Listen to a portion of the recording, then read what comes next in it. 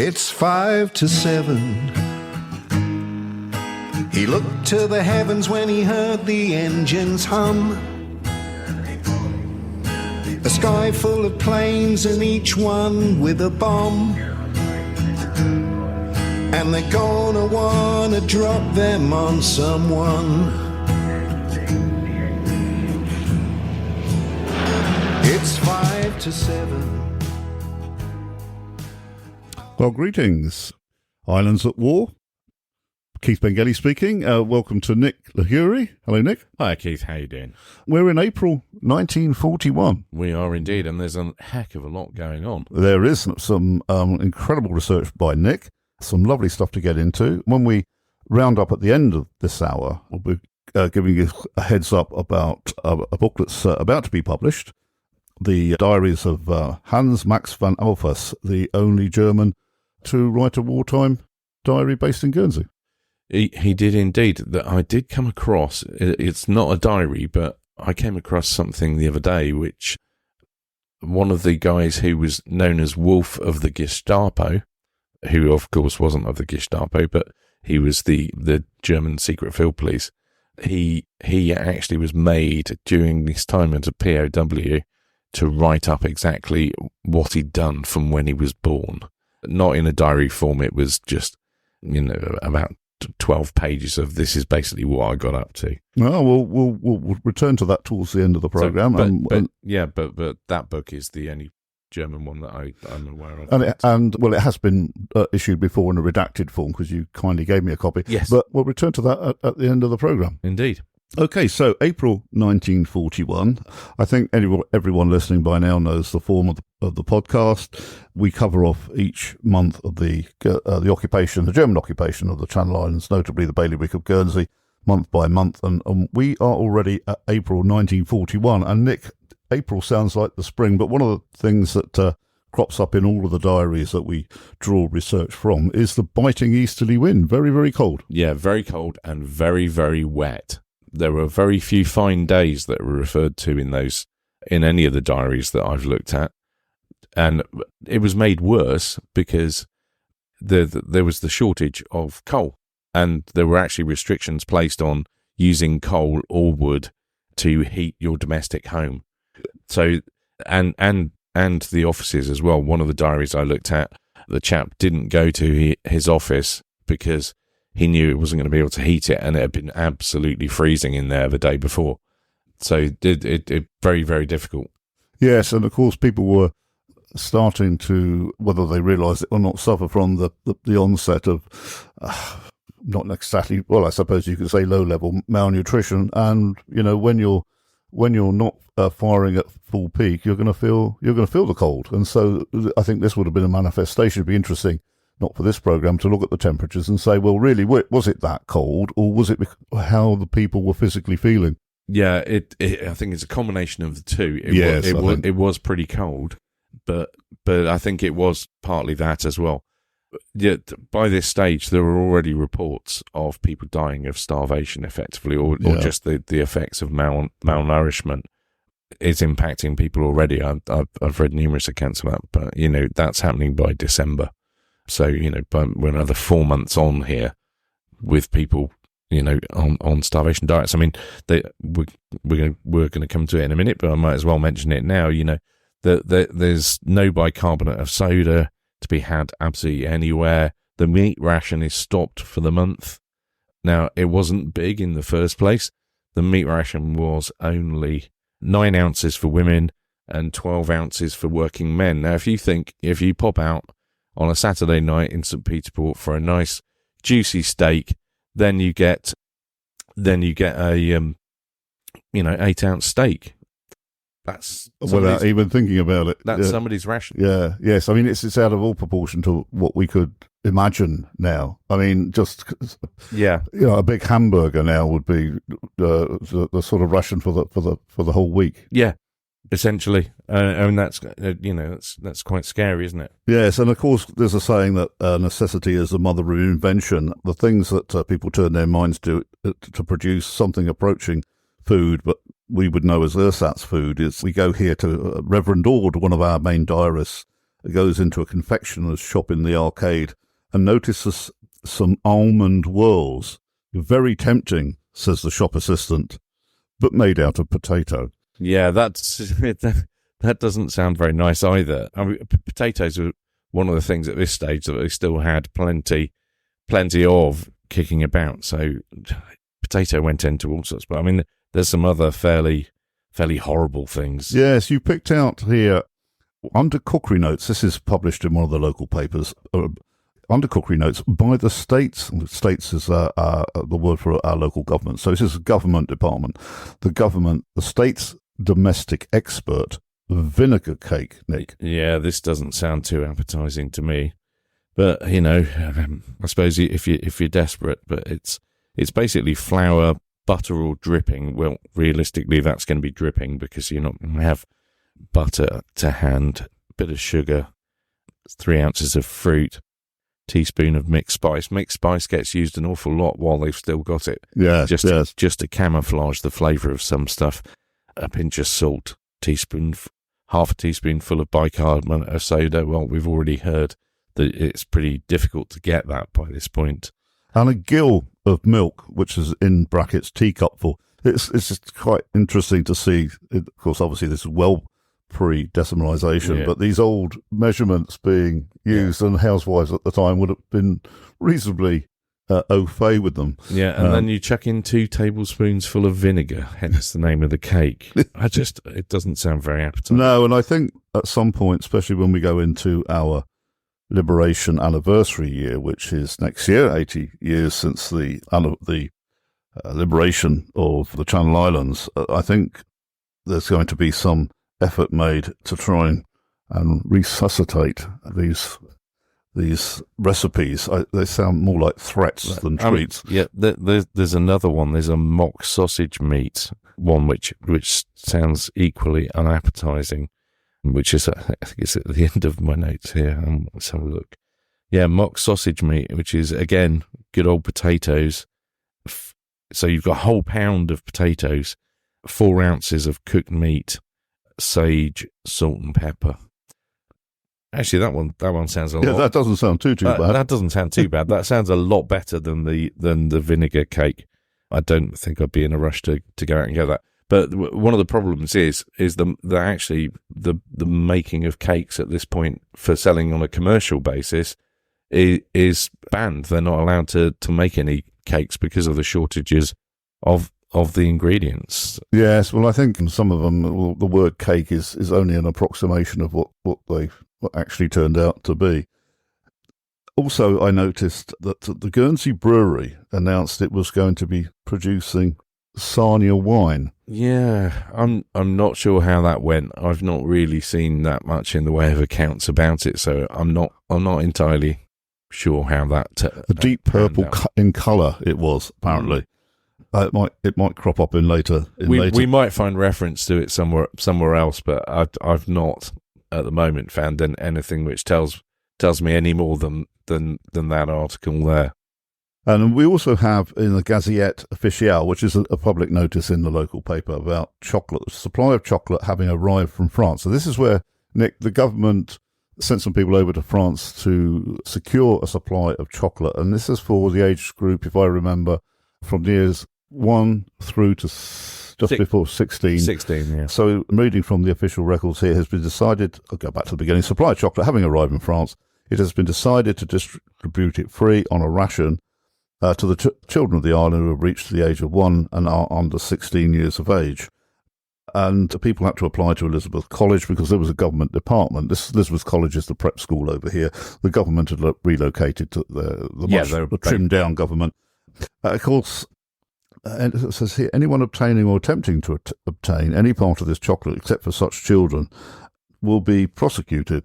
So, again, the state going out of its way to provide a treat for the children at Easter time. My one hopes that my father and my aunt were in receipt of their ration. I hope my gran had time with all what she was doing to be able to try and access that.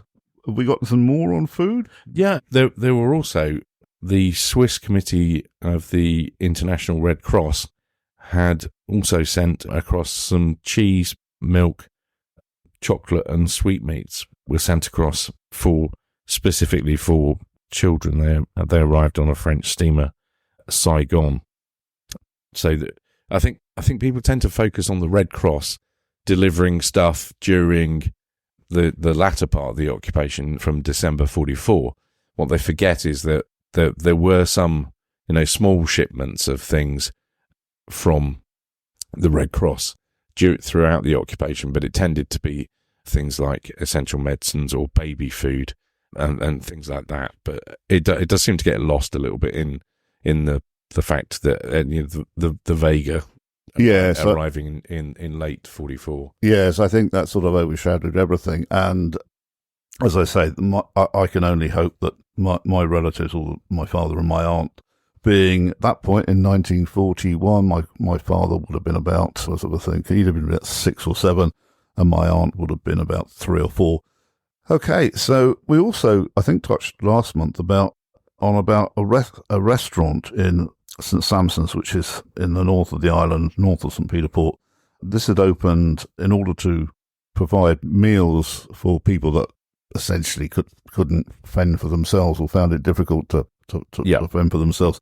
And it's I'm not sure exactly if we pinpointed it down to where it. Yeah, sure. I have actually. Yeah.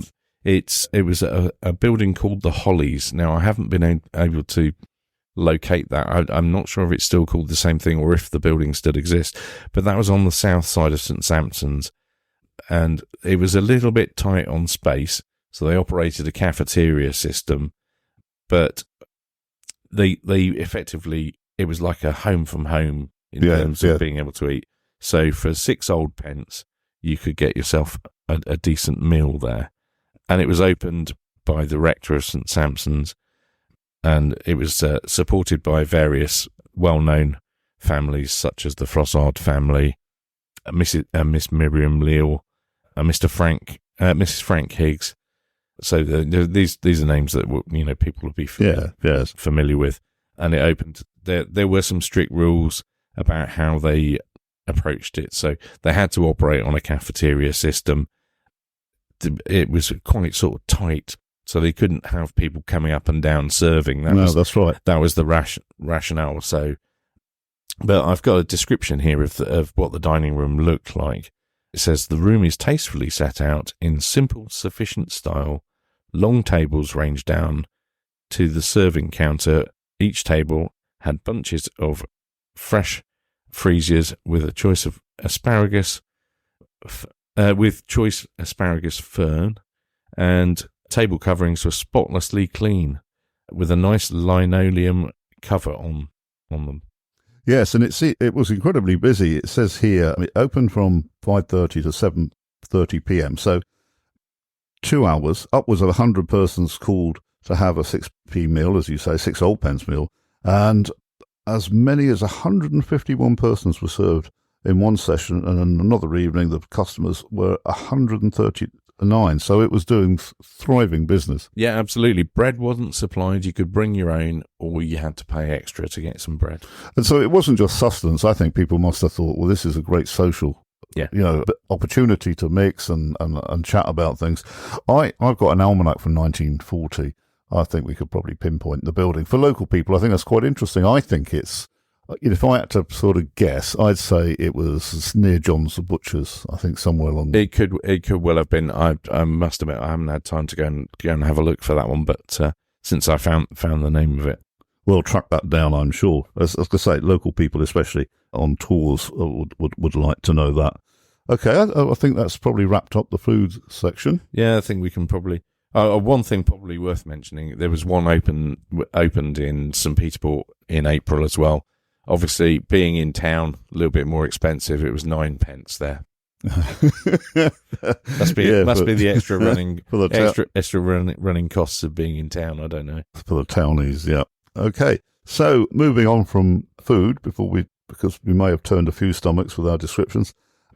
Owing to the shortage of small change, the states, again, the government, are issuing 5 shilling and 2 and 6p or half-crown notes that would be designed and printed locally. Have you got any of those in your archive? I don't have any. That's one thing I don't have, actually, is any notes, although I did see some for sale the other day when I was walking through town, so I might revisit that and just go and have a... I can't believe you just walked by and didn't buy them. I was on the way to a meeting. So, small change. I mean, even so, 5 shillings was still quite a lot of money in those days. Yeah. It'd be the equivalent of a £5 or £10 note, I suppose, now. But designed and printed locally, that's interesting. Yeah, well, obviously they couldn't ask the UK Mint to could they just run off some money for us, please, and send it over. That wasn't going to happen. So yeah, they designed and printed locally. Well, it would be good to get at least a picture of some of those, and we can perhaps get that out on. I can certainly do that before we put the podcast live on Monday. I'll add that to the notes. And then we also have reports here of people being turned out of their homes at very short notice, the homes being taken by the increase in military personnel, a point touched upon in our Fortress specials. So in our Fortress specials, which are still available to be listened to, we talked about Hitler deciding to ramp up all aspects of military presence on the islands, and we saw an influx. This would have created an influx of new military personnel coming in, and this manifested itself in many ways. Many of the shops, of course, then had people coming in, and they then attempted to buy food. And can you tell us a little bit about how brutal it was for people just turning up, military personnel just turning up and ordering you out of your own home? Yeah, often it was 24 hours notice, get out sort of thing. A lot of the time it was leave your furniture, if it particularly... Yeah, you can only take what you can carry, essentially. Yeah, you have to leave your furniture behind. Yeah, and it was up to you to find somewhere else to go and live. Now, the government did assist with that, but it wasn't, obviously wasn't very easy. If you didn't have another family member who had room in their house, it was pretty difficult. Now, what was slightly galling for people at this stage was that there were a whole raft of people, particularly around Queen's Road, that sort of area of St. Peterborough, where the larger houses are. Yeah, this is in the suburbs and near to and the same road as the Queen's representative lives, even to this day. Yeah, absolutely. So they tend to be larger houses, grander houses, and let me see, which houses would the Germans like to go and live in, particularly the German officers. So they were turned out in April 41, a large number of them, but rather gallingly for the people that have been turfed out with 24 hours notice, for over a month there was nobody in those properties. They were just empty. So they could have had a whole month to be able to sort themselves out rather than that. But there's some interesting aspects to what was actually going on. So there was a big influx of Germans into the island, and that was fueling rumours, because there's a report that there were 250 bicycles with parachute attachments, lightweight bicycles, were seen by somebody. That's in one of the diaries, one of the unpublished ones.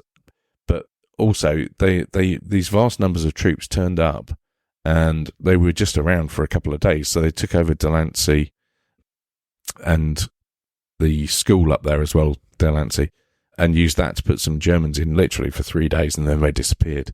So there were rumours going around, oh my God, they're invading England. Oh, well, yeah, that's interesting. The Delancey area is just north of St. Peter Port. And in fact, we went back a couple of 100 years, Russian troops were stationed up there in the time of the Napoleonic War. Indeed. And brought all sorts of diseases with them. Yeah, so these troops then came in, and do you know where they went? Because, why would they come here if not to go to the UK? We know they didn't go to the UK. It seems odd to ship them in and ship them out. They went back to France. Don't ask me the logic. I've got absolutely no idea why that happened. But yeah, they were just here for a couple of days and then gone.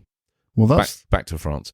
Now, that's an odd thing, though, to move them at the risk of them being attacked in transit. There was concern that after the attacks on the Norwegian islands by the British, that maybe they'd try something here. So I don't know if it was a knee-jerk reaction and they brought them here. Yeah, it's worth. And then took them away again when they changed their mind. It's probably worth recapping it. The reason why the island's fortifications were enlarged at this point, Hitler had decided that he wasn't going to enact the invasion of the UK. Was it called Sea Lion? Sea Lion, yeah. But the British didn't know that. They were probably still under the illusion that he could possibly attack. But of course, he knew that in June 41 he was going to attack the Soviet Union, and he beefed the defences up here to keep the British guessing as the true intentions for the Channel Islands. What we know now, he simply didn't want to lose them, having got British soil in his possession. Okay, so Red Cross messages, Nick. I think we touched very briefly in the last episode that I think the duration or the length of the message was 10 letters. We can now go to 25. 10 words. We can now go to 25. 25 words, yeah. And for the first time, if you've not had any news, you can write and inquire. So you could write to that relative that hasn't been in touch. You could write to them and see if you can get an answer, which must have been a great relief to people. I mean, it must have been awful if you were worried about, you're seeing all this stuff about bombing of the UK mainland. You're seeing all of that in the German propaganda that's on the front of the newspapers. You're hearing about bombing on the BBC, and you've got no news of relatives, yet other people are receiving these messages. And as we talked about last time, they're being published, a large number of them are being published in the local paper, so that people who know those people are able to read about them. So you're seeing all these other people getting messages, and you're probably thinking, oh my God, what's happened to my son? What's happened to my daughter? Are my kids okay? Has their school been bombed? Even, would have been even worse. So you do see messages that come through from people who are at the schools. So you've got, teachers at the schools who use one of their Red Cross messages. They use up that message to send a message to basically say the children from X school are all okay and doing well. Yes, and in fact, when it comes to my family, the only two that were away were my grandfather and my great uncle, both. Well, grandfather was in the Royal Navy and great uncle was in the Merchant Marine. The fact that our family had failed to get away. So we didn't have anybody in that situation. But I'll tell you something, Nick, when I was on duty at Fort Grey this week, a young couple came in with their children. They lived in the London area. We got chatting, and it turns out that the young man said to me, "Oh, we have family connections, and I'm going to be doing some research in the archive." And he said, my grandfather's name was Major. Now this is spelled Mauger, and he never returned. So this forged a life for himself in the UK. So this young man, if you're listening, because he took a card, we're pleased to get in touch and tell us how you got on at the Island Archives. But what's added a little spice to that, he knows his roots were in the Major family. We have Majors and Malcolms in our family, so it's just possible that somewhere down the line he and I are. You might be related. We somewhere could be related. So hopefully he can stay in touch with us and let us know how he got on with his research, and if you got on well, or even if you didn't, get in touch with us, because I'm sure we might be able to help you out with anything that may continue to puzzle you. But good luck with I should have taken your name, but good luck with your researches there. Okay, so we move on now to, Nick, this tragedy that occurred at Saints Bay. You've done some extensive work on this. It was covered extensively in our local paper. And Saints Bay and the Mullet Wet area is an area that I grew up in as a child. I know it like the back of my hand. And we had this terrible tragedy that occurred in the first couple of weeks of, in fact, it was Easter Sunday afternoon. We had 5 men went on an ormering expedition in the St Martin's or Saints Bay area. Ormers are a type of abalone, Nick, aren't they? Peculiar only to the Guernsey and Sark area. I don't think they occur anywhere else in the world. No, I don't think they do. So it's like a big limpet, and you basically you bash it up, and then you roast it, and then you do all sorts of things to it, and it's considered a delicacy. Do you like ormers? No, I can't. Oh no, you can't. I can't eat shellfish. That's a great allergy to have when it comes to ormers. So these men, we've got some fantastic press accounts, Guernsey press accounts, and it appears in summary that they noticed it must have been very low tide, and so these guys seem to have come in on a small boat, a punt or so, came up the beach. Now, Saints Bay, the area that they would have been heading towards, was heavily mined. A sentry noticed that they were approaching, and he fired a warning shot, which the men appeared to ignore. The men continued to search and advance, search for Ormers, and how you find Ormers is essentially at the low tide. You pull over into exposed rocky areas and you turn the rocks over, and the limpets, like limpets, they cling to the rocks. The men continued to search and advance further up the beach towards what they describe as a military hut. Nick, I think that hut was in Saints Bay Harbour, which is off one side of the bay. Yeah, I think you're probably right. I can't imagine it would have been anywhere else around there. There's even if it's not there now. That's where. So the sentry fired a shot, I think, to warn the men that if they were to set foot on the beach, they would be in a mined area. 3 further shots were fired, and the men turned back and rowed towards Mullenwet. Mullenwet, famous, of course, almost internationally now, because it's where Renoir painted his pictures when he was on the island. It says the men, their boat collapsed and they were tipped into the water. Yeah. Nick, did you know about this prior to us sort of... Yeah, you knew about this. I did know about this. Now, part of the problem was so they'd come round in a fishing boat from St. Peterborough with a proper fisherman who knew what he was doing, but behind the boat they had towed a flat-bottomed 9-foot-long punt, which is what they used. The fisherman went off to go and check his pots after he dropped them off.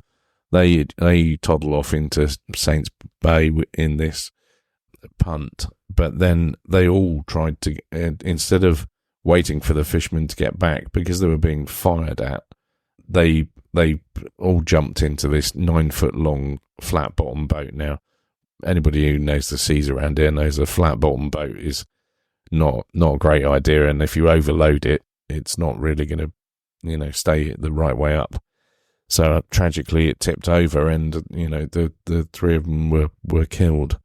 Yes, and I'm looking at this report in the papers. Nearly everybody was from the north end of the island. Saints Bay is on the south coast, so nearly, and one of them says here, most tragic feature in all of this is Mr. Edward Wilson's death leaves his wife and 9 children. Yeah. Without a husband and fatherless. I know. Well, I was slightly confused as well when I first heard about this years and years ago, and I hadn't seen this press report, but I was confused because it said they were all from Lille area, and that they'd set sail with a fisherman from Lille, and I'd taken that to mean they'd gone all the way from Lille round the north east of the island. Oh, you mean by sea? Yeah, I thought they'd gone that, but what they actually meant was the fisherman. I was thinking, how's that going to work? Because you simply wouldn't have been allowed to do that. I'm a bit confused. What happened? What it was the fisherman was from Lille, as were they, which hence explains how they knew him and whatever. His boat was in St. Peterborough Harbour, and they went round to Saints. But, everyone knew the coast was mined and it was forbidden to go there. So, it's a very dangerous thing to go and do in the first place. Because, as we've talked about in previous episodes, that from December time, or even before December, pretty much the whole of the south and south coast was out of bounds because it was being mined, it was being guarded. They wanted to keep the commando raids out that had gone on. So, very hazardous thing to do. I don't think it was even ormering season then either. Well, the ormering season now is confined to January, March, I think. But in those days, I think nowadays the ormering season confined to those months is for reasons of restocking. I think ormers were fair game at any time in those days. One of the diarists I looked at, it's an unpublished one. He notes on the same day as the newspaper report on the 15th of April that this whole drowning disaster has caused alarm and annoyance because the Germans are now kicking up a fuss because these people have gone into an area where they shouldn't have been. They're starting to make threats about shooting people again. Shooting civilians, including the survivors, as a punishment for the fact that they actually did this. It's causing much wider repercussions than just the sad fact that these people died and left their families behind them. Yes, I mean, I have to say, that Saints Bay, the south coast, is an area I grew up in, as I said before, not associated with Ormers, and just the fact that they were prepared to approach an area that was militarised and mined, driven. I mean, today many Guernsey people would talk about Ormers as being a delicacy. It's a little bit like people going looking for truffles or something like that. Yeah, and I think this is hunger more than delicacy hunting. Oh yeah. No, actually, I just flipped on. I actually had some notes that I took from the diary that I looked at that was unpublished, and the diarist notes that ormering is now illegal because of German military orders. So they shouldn't have been doing it anyway. So, aside from the fact it was a bit foolhardy to go into a mined area, which is guarded by German troops, it was also it was illegal. I mean, there were plenty of rules that the Germans made that people ignored anyway, but that's a whole different story. Yeah. So it seems to have caused a lot of hassle for people. Yes, and it said that at the time that these press reports came out, the 3 men that drowned, their bodies had not been recovered. I understand that the tide at the spot sweeps out to sea, carrying the bodies away from the shore, and that is absolutely true. It's an incredible tidal flow there. Next stop, Brazil, really. But yeah, and we approach this subject with some sensitivity. When you look here at Edward Wilson, who died leaving a family of 9 children, fatherless. Youngest, of course, is a baby of 2 months, and that baby may still be with us. Yeah, indeed. One other thing that happened on that Tuesday actually was from this diary that I'm going through at the moment. He notes that a British plane dropped to around 300 feet over the airport, and the rear gunner could clearly be seen firing his guns at the Germans. Number of casualties unknown. He also goes on. They were clearing Cherbourg headland area to use that for some heavy guns to go up there. This would be Battery Strasbourg. Yep. And he notes in here now. I'm not sure how this chap that I'm looking at the moment. He had some sort of semi-civil service type job, so he must have got some of this information, from others that were involved down at the docks and things like that. He seems to have been fairly well connected with French captains that came in on boats as well. He talks to them as well, but he notes here that that these guns that the Germans are on about that they're putting up at Cherbourg are French guns, and they're dated 1917 to 1918 with ammunition of the same date. And he then talks about the captain of one of the boats, the Spinel, confirming that damage at Cherbourg is entirely confined to military objectives, and that he shouldn't be worried about anybody he knows who lives in the Cherbourg area. Yeah, and in fact, we'll, under the military part of the programme, we'll sort of return to that. Yes, so in fact, one thing I'd just like to go back to, we talked about Germans being billeted in houses and also people being turned out of houses. The house that I live in, where my studio is in a old tomato packing shed next to the house, but our house was free of Germans during the war because it acted as a sort of a residential home for people that were turned out of their houses. But the house next door, on that side, Nick, I know I'm pointing, can't see that on the podcast, but German officers were billeted in the house over there. And in fact, if you look at our drive, there is German concrete in the dividing wall. One thing worth noting about the influx of troops as well is something that I completely forgot to mention last month. So in February, March of 1941, the British were actually had an operation in quite far along in the planning called Operation Attaboy, and they were initially they looked at retaking Guernsey, then decided, well, no, that's not going to work. Let's retake Alderney, and this is a theme that goes on throughout the war. There are these operations that get planned. Originally, they were going to take Alderney and hold it. Is this another one of those that's initially floated to Mountbatten? Yeah, it's didn't a lot of these crazy ideas go through Mountbatten, and he would jump up and grab every one of them? Yeah, no, he came up with a lot of these ideas, pushed them to Churchill. They looked at taking Alderney initially. They were going to take it and hold it. They thought it'd be useful because it's quite close to the French coast, which is also a disadvantage. And no civilians. We should note, of course. And no civilians at that point. A handful of civilians, and plus some work parties that were up there. But they were going to bomb the living daylights out of Alderney, then they were going to take it and hold it. Then the plan changed to, maybe we'll hold it for a week. Now, I'm not really sure why you would... They were going to use about 6,000 men to do this. And it's very close to the French... 8 miles. Yeah. Could it have been bombarded by the French Germans? Easily. So it's an absolutely crazy thing. And so, I just really don't understand it. But they were going to use up to 6,000 men. They were going to bomb the living daylights out of the place. And thankfully they saw sense. Well, it was after they decided to change from we'll hold it for a week to we'll hold it for a day. Just why would you risk so many men and resources, particularly when Britain was... So this raid, if it had, however it manifested itself, when would it have taken place? It was due to take place in April. So one gets the sense that this is, and we can't say the Allies because it's really Britain on there, England on it, or Britain on it. Commonwealth. The Commonwealth, and possibly a few. It's empire. Yeah, and some French and some Polish that have got back. Exactly. But essentially, you get the sense that they just feel impotent. They just want to lash out. I mean, it was a year since Narvik.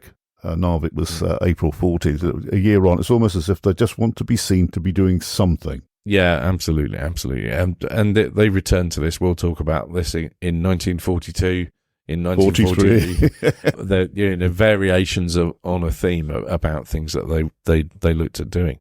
But I just thought it was worth noting that. So that might have been also partially responsible for the build-up of troops. I doubt they had any intelligence that told them that was what was going on. But the stuff that I've looked at, it's really in reaction to what's gone on in other parts of the French coast and up as far as Norway in terms of commando raids that are going on and stuff like that. Yeah, but these they were, because they had the commando raids in 1940 in Guernsey. Then they clearly thought, well, they're going to keep going with these. So they were trying to beef things up. And whenever you get these crazy schemes, like I said, Mountbatten didn't seem to be far away. They seem to be the conduit for taking them to the War Cabinet or however. Anyway, now Nick. We move on here to the hurricane coming down. This is a great story. The hurricane coming down on Leo Island. Leo Island is a tidal island that lies off the south-west coast of Guernsey. It's, I don't know how big is it, it's about 4 square miles, 3 square miles? Very, very small. Yeah, no, it's quite small. I'm not. Only, and this is important, only approachable from the causeway, which is covered by a tide most of the time. Nick, would you like to sort of talk us through this? Because you've got some details as to the actual hurricane that came down. So can you talk us through what happened right from the point that how this guy got hit and his subsequent story? Yeah, sure. So the name of the pilot was Sergeant Robert Sterling, and he was in a Hurricane Mark 1, which he was flying on a night patrol. He was a Glaswegian. The hurricane had a faulty fuel gauge, potentially. And either that or he was actually running low on fuel. So he chose to bail out of his aircraft and landed on Leo Island on Guernsey's west coast. And he ended up turning himself into the police after he'd been sheltered for a night by a couple. Now, you mentioned Leo has a causeway. The tide runs across that at a great rate of knots. It's very, very dangerous. You just simply can't go across there, even if it's only up to but halfway up to your knees. Well, it's quite a long causeway. It's quite a long causeway, nearly a mile, I would say. The whole area was mined as well. Yes. I've got photographs which show that it's mined right up their headland. There's German guards around there and stuff. So I was amazed that they'd actually got through all of that as well. Yeah, I just want to come back to this thing where bailed out into German-occupied Guernsey. Well, Liu is, I suppose, technically Guernsey-occupied Guernsey. Yeah. After mistaking greenhouse reflections for the White Cliffs of Dover. Yeah. So this was what time of day would he have? It was 3 o'clock in the morning. So yes, so it was. It's the moonlight reflections. Yeah, yeah. He's obviously been doing that. Now, if you want, I was going to ask, where did the plane actually come down? I don't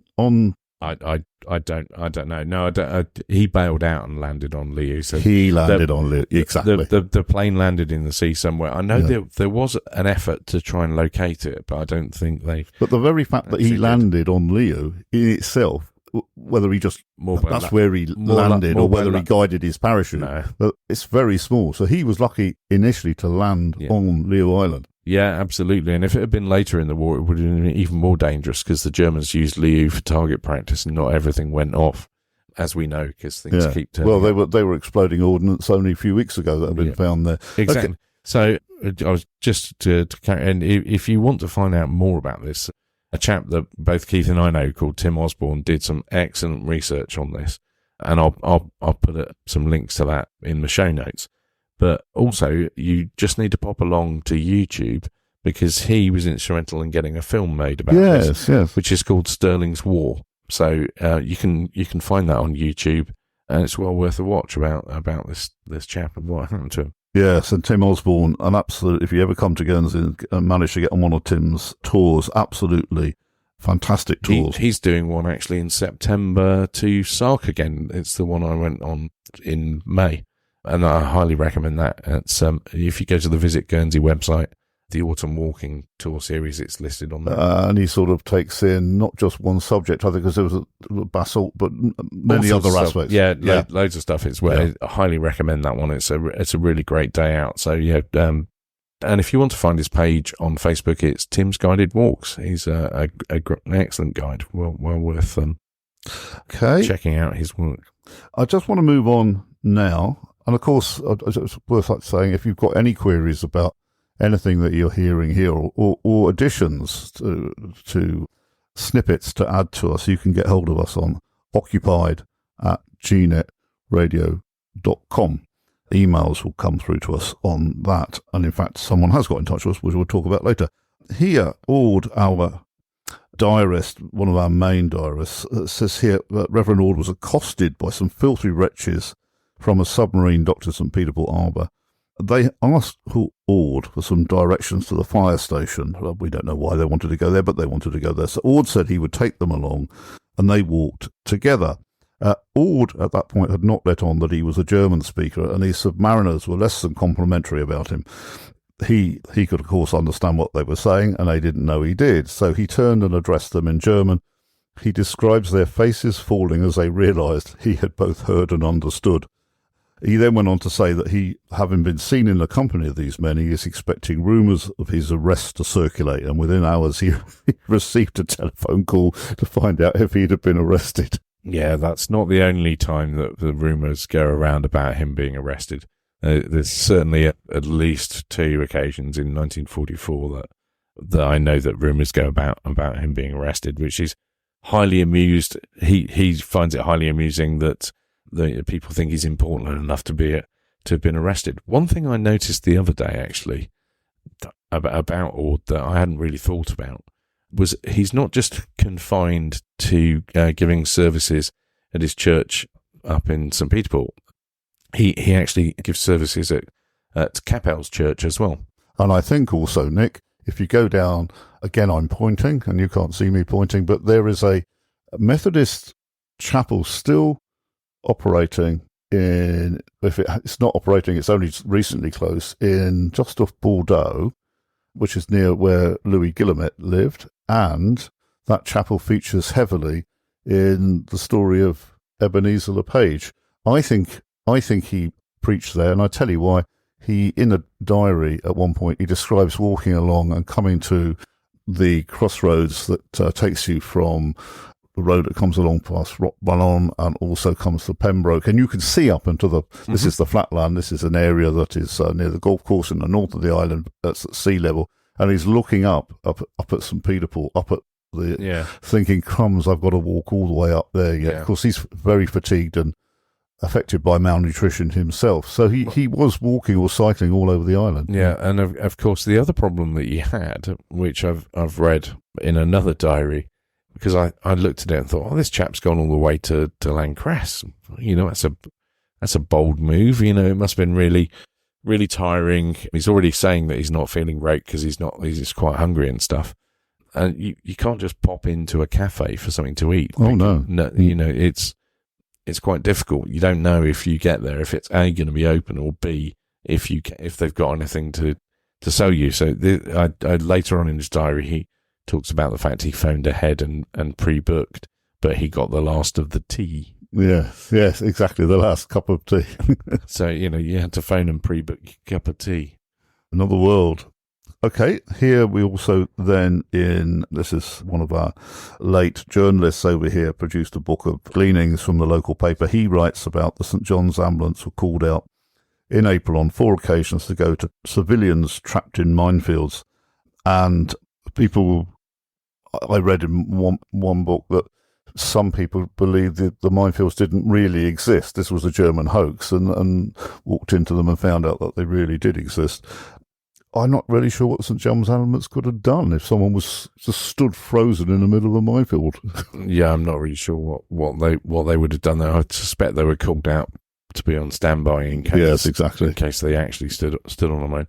I mean, going later on in the war, there were tragic cases where people who were just had enough, of the occupation, just walked into minefields.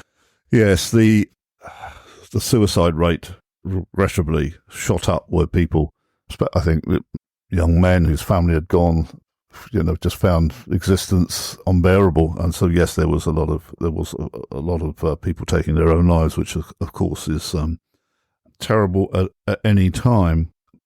I wanted to talk about Rod Matthews getting in touch with us. Do we have anything more before we move on to that? No, we can talk about that. That's fine. Okay, so we had a wonderful email from Rod Scott Matthews. Hope you're listening, Rod. Dear Keith and Nick, I listened to your episode with great interest. Thank you. Rod notices that we're approaching April 41 and wanted to let us know about his great aunt, Miss Alice Tregoning Matthews. What a fantastic name. Was an organ player in St. Stephen's Church during the occupation. Sadly, Alice passed in 1977. And Rod remembers hearing a family rumour, and he was only recently able to read Alice's diaries at the time, the rumour being that she played sombre music to the Germans when they entered the church. Her diary for the 20th of April 1941 confirms this, that on the Sunday evening she greeted them with Chopin's Funeral March. Seems funny now, Rod writes, but probably rather brave at the time.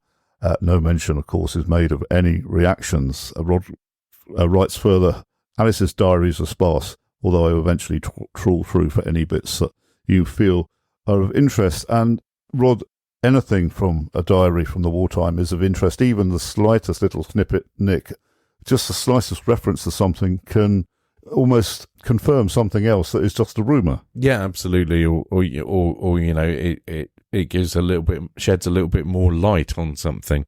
Yeah, as I say, I love looking at diaries. I've one example. I found something the other day which I hadn't really considered, was that there were a number of people who were very friendly with French captains, as we just talked about. What this chap whose diary I've been looking at recently, and he talks about the French captain in bringing him a copy of British leaflet dropped into France, which was dated 19th April 41, and he brought it to him because it had full account of Churchill's speech of the 9th of April about British naval victory in the Mediterranean, American aid on shipping losses, and a whole load of other news items, so that he was really grateful that this chap had brought this sort of stuff across, and I hadn't really thought about those sorts of things being smuggled along. The other thing that I found, which I can see you've now got in front of you, was actually an account of a fireman getting getting married. Get there in the end. getting married at St Stephen's Church in April 1941. So, Rod, your great aunt might have actually been playing the organ for that, I would imagine. I've read this in detail to see if Miss Matthews is mentioned. I can't see any mention. But the music rendered included Handel's Largo, London Derriere, Baccarat from Tales of Hoffmann, Weber's Last Waltz. I mean, you would have to have been a seriously good organist to be able to perform those. So let's just hope that this wedding taking place in April 1941 at St Stephen's Church, the families married is the family Salisbury and the family Oliver. And let's just imagine that Alice Edwards was playing the organ for that, and we can send that on to Rod. Nick, yeah, absolutely, I can send him a copy. And Nick, sorry, Nick, Rod, anything that you glean from the diary would be immense importance to Nick and I. You know, no detail is uninteresting when it comes to the occupation. So it's great that you're immersed in that, and we hope to hear more from you. So that's terrific. Okay, in the last 5 minutes, we're going to just round a few things off. Islands at War are very grateful to receive an advance copy of the book that we mentioned at the top of the programme. This is the diary of Hans Max van Orffus. It's called Gentle Violence. It's the diaries from 1943 to 45. Now, this is a diary that's been put together by the actor and historian, John Nettles. It comes out, I think, on the 27th of September. It's available from Blue Ormer Publishing. Blue Ormer Publishing, I think, is www.blueormer.gg, but a quick Google search will find it, and they're taking advance orders now. So Blue Ormer Publishing. It's a fantastic book. Here, the editor, Dr. Tobias Arand, translator Susan Crocker, and John Nettles brought the whole project together. It's a very handsome book, Nick. I know that it's got a very striking cover. I didn't realise it was out so soon. So when I was actually talking on another thing, I was talking with Dr. Philip Blood on a recording on Thursday, which goes out next week. I mentioned that was coming, but I thought it was not coming into the autumn, so that's great. It's got an absolutely striking photograph on the cover. Yeah, that's just awesome. Blue Ormer have given us permission to tweet the book, so we'll tweet the cover later. Or by the time you're listening to this, that tweet will be out. And Nick, Van Orffus's diaries have already been out at some point, as I mentioned before. Heavily redacted, though. This is the whole on expurgate. I can't remember the word. Unexpurgated. That's the one. Yeah. Yes, and that's quite an old book. I know the diaries are old, but when it was originally published in its then form, that's quite a while ago. It's about half the size the original one, I think. I'm just looking at that one there because I've got a copy at home, and I know you've got a copy, and it's about half the size of this latest book. So I don't know why it was redacted, to be honest. Well, until you'd have to read one against the other. Look at it, probably. Yeah, so we can, although we haven't read it, we can wholly recommend that. So have a look at Blue Ormer Publishing. In fact, Steve Foote, who is Blue Ormer Publishing, will be conducting an interview with me for broadcast here on Islands at War. And we will cover off the other wartime books that he has published recently. And there's a wealth of books you will see if you go to the website. But Steve will be on in the next month or so to talk about that. And hopefully, rather expectantly, we are scheduling a interview with John Nettles to come out before Christmas, I would say. That would be amazing. Yeah, well, I know he has got some tenuous link to that other island that we don't talk about. But his life, or his historical heart seems to lie here in Guernsey. Yeah, he does. I mean, he's been involved in so much of late over here, so I'll look forward to that. Okay, yeah. So this is where also we plug Island Fortress, Nick's blog. So yeah, you can go and find lots more to read about on islandfortress.com. Just Google it and it comes up in the top hits. I get all these things from search engine optimization. People are going, get your articles at the top of Google, and it's like, well, because I'm writing about Guernsey and not many people are doing it at the moment, I end up near the top of the list. Highly recommended. And also, our podcast goes out under the auspices initially of Gnet Radio. Gnet Radio is sponsored and funded by Guernsey Arts. Have a look at our music shows, especially a show called Rough and Rowdy Times, which is the music supplement for this podcast. It takes the music from around about the 1920s, early 30s, up to, as I say, the Cuban Missile Crisis. So lots of music from the wartime era. You can email us, as I say, on occupied@gnetradio.com. Our next programme will deal with May 1941, Nick. Yeah, we will be indeed. I look forward to it. Yeah, so we will say goodbye from me and goodbye from... Cheerio from Nick. Okay, and we play out, of course, with Jim Delbridge and 5 to 7. Thank you very much for listening. Bye-bye. He looked to the heavens when he heard the engines hum. A sky full of planes and each one with a bomb.